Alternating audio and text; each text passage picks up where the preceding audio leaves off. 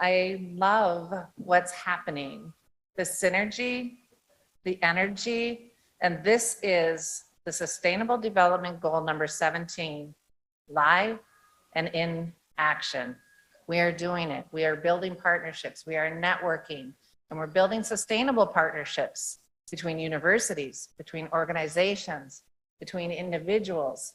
And this is where it all starts. And so our next speaker is someone who very honestly and candidly shares about an area that we don't often want to talk about, but we have to open the dialogue about health and wellness and the use of being able to go to the toilet. So our next presenter is Kathryn Lyons. She's not here in person. She is our representative from Australia, and she is a young woman who will share her story.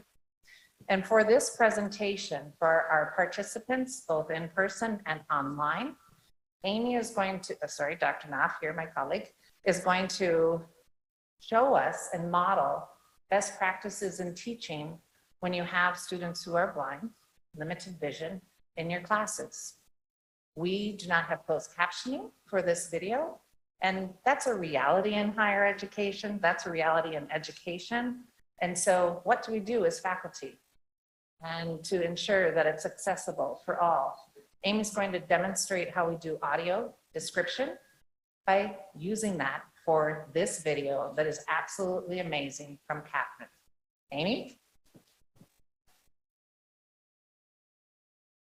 Am I on? Okay, here we go.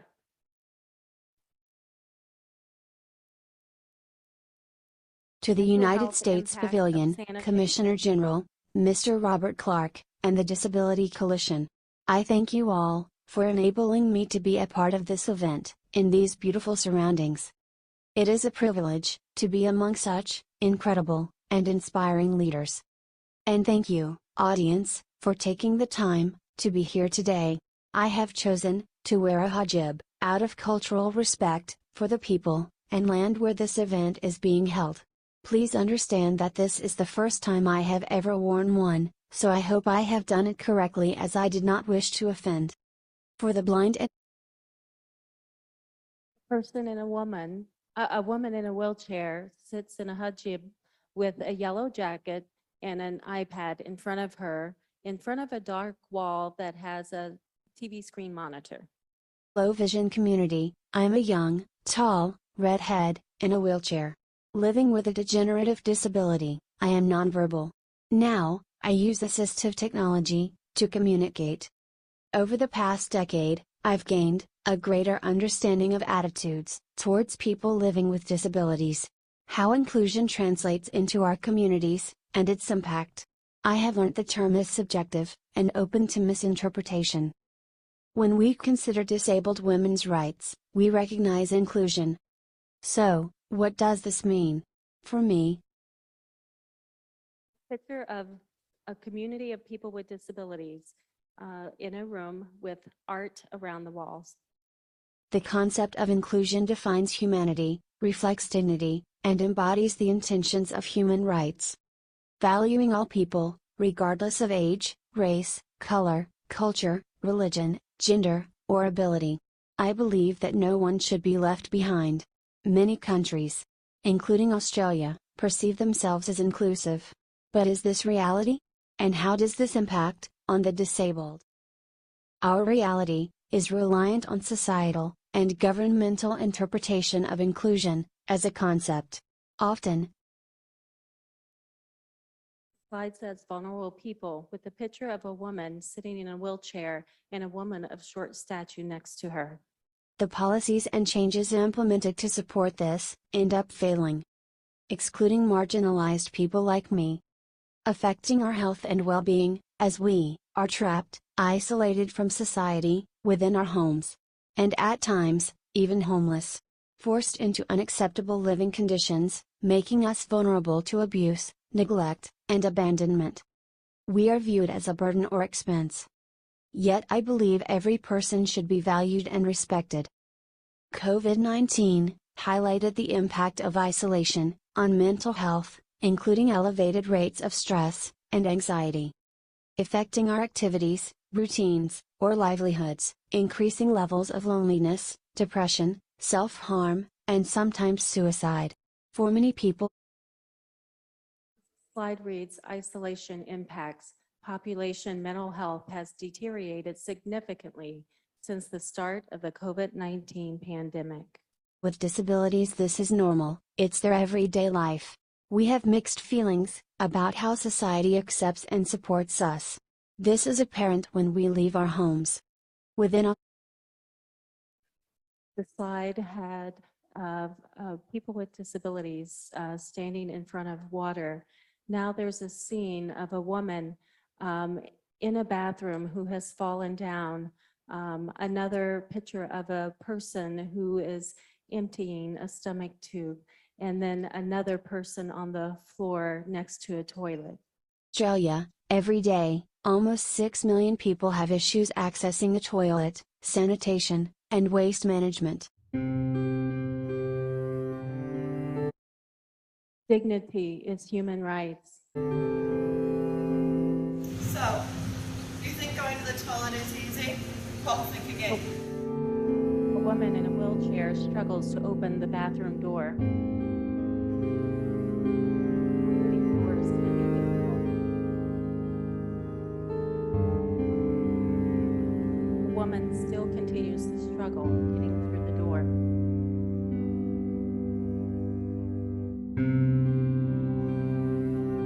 man using a cane is trying to find the bathroom and the Braille placard. Sometimes the Braille is wrong on the placards. Another woman is trying to get into the stall with her support dog. It's hard to fit my support dog into the standard vehicle.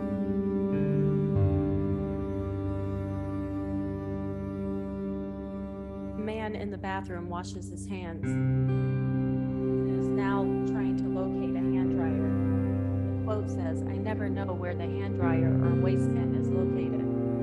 Searches along the wall, finally finds the hand dryer. A man in a wheelchair and a service. I have a support person to help me open the door because I can't do it on my own. The quote says, "Privacy is an issue when you can't close the door." I've noticed that some of the bathrooms aren't set up properly in terms of like I have to empty the bag in the hallway, which is kind of a bit demeaning at times. But and sometimes I leak, so a lot of bathrooms have change tables and things like that we can change in. Woman in a wheelchair is trying to transfer on the toilet. The captioning says transferring isn't easy. Falls on the floor and cries.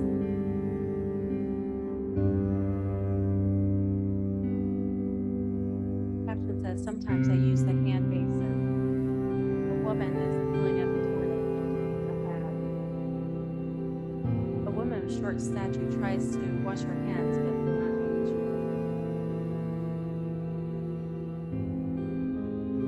A woman in a stall in a school stall. Says, "Sometimes I fall."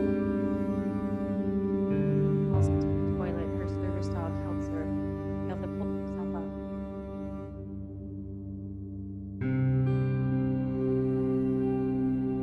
Caption says, "What if this is you?" A woman lifts a man or a young boy onto the floor in a public bathroom stall. Another person in a wheelchair is attempting to transfer. Caption says, "Able-bodied person attempting to transfer. Not as easy as it looks."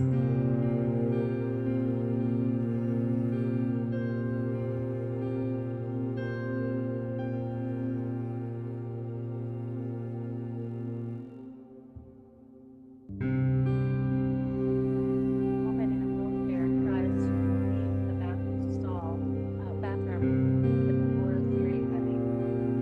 Caption says, "Was this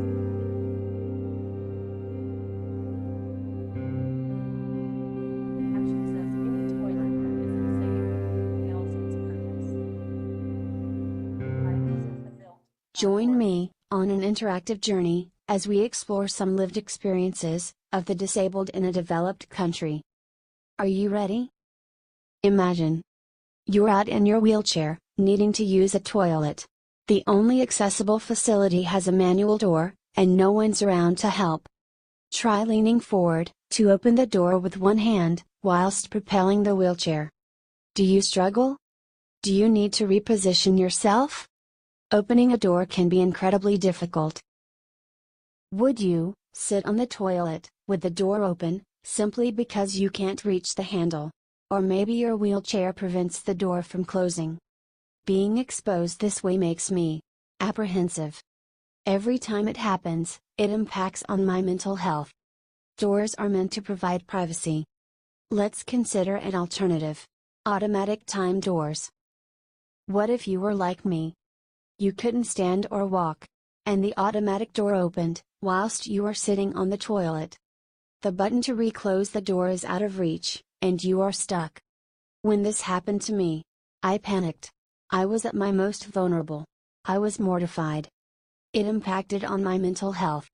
Do you have timed automatic doors in your community? A disabled person often takes longer to toilet than an able-bodied person. Would you be embarrassed if you soiled yourself? People with stoma bags sometimes experience leakage. They need a facility to empty the contents.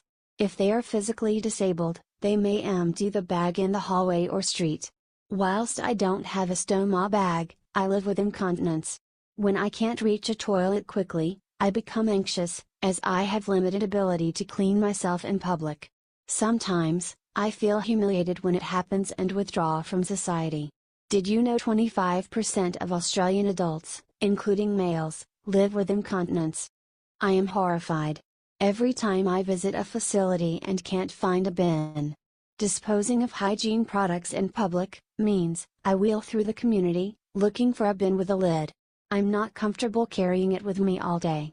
It is easier to isolate at home. How often have you seen a hygiene bin for non-flushable products in toilets? I discussed redesigning sanitation bins, supporting all types of non-flushable hygiene products for public facilities, with 2 global hygiene companies in 2016. Your government will have an environmentally sustainable waste management plan in place. How does it deal with sanitation? In the community, if you were blind or had low vision, would you use Braille to identify your surroundings? What would you do if the Braille sign was unreadable, and you ended up in the wrong toilets, being verbally and physically abused? How does your society ensure that Braille signage is readable and correct? Getting around safely if you are blind, or have low vision, can be a challenge. Sometimes, the blind or low vision community will use their hands to assist them to understand surroundings when accessing facilities away from home.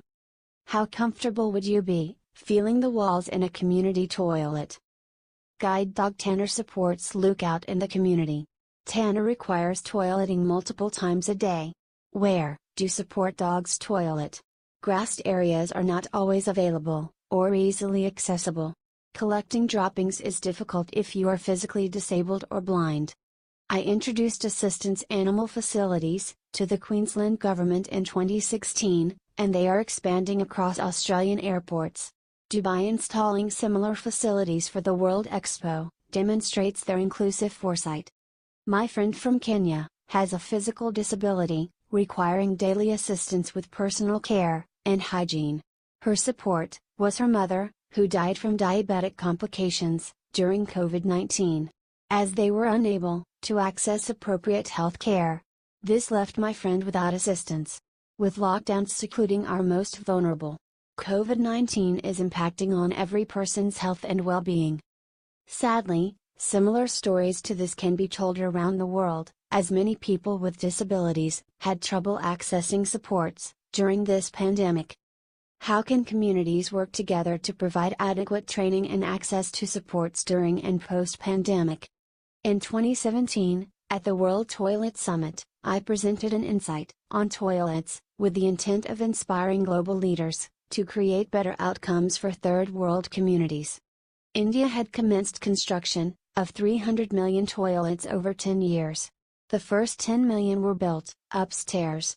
They informed the forum that 30% of their population preferred to open air defecate. So, I questioned why they hadn't built any ramps. As our world is made up of two types of people: those who climb stairs, and those who cannot. Now, India builds accessible facilities, with improved hygiene and ramps in communities. As a civil society delegate in 2019, I went to the United Nations, in New York. Raising the topic of inclusion being economically viable, led to my involvement with Cities for All, a global initiative to build 100 sustainable, inclusive cities.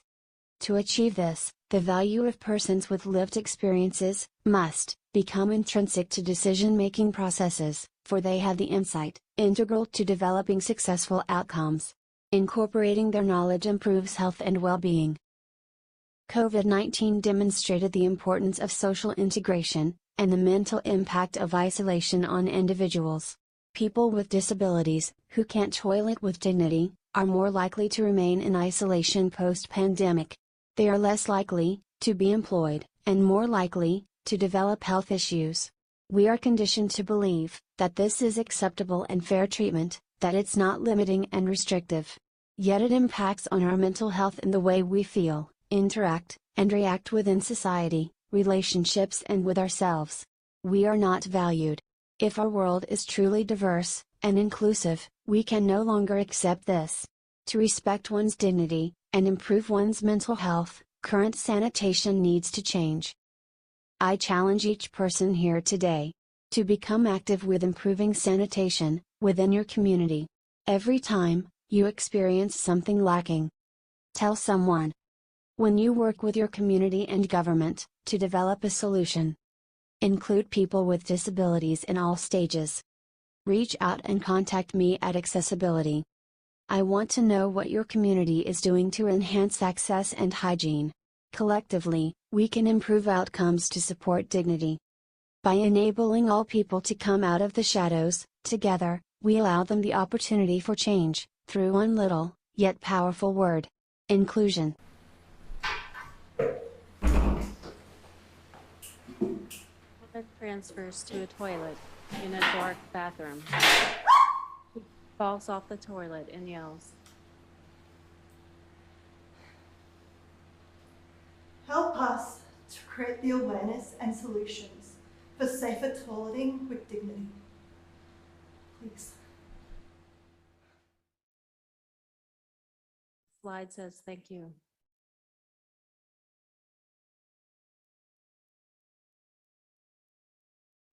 Kathryn couldn't be with us today, but I know she's watching. She and her mom are joining us virtually. And so, Kathryn, if we could give a round of applause, please.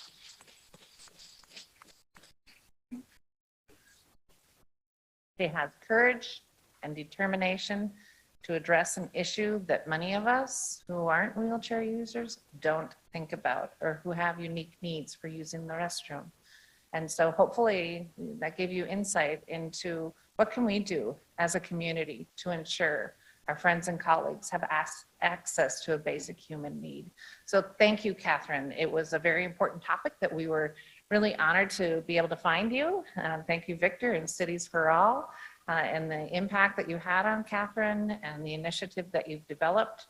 We'll hear more about that later this week.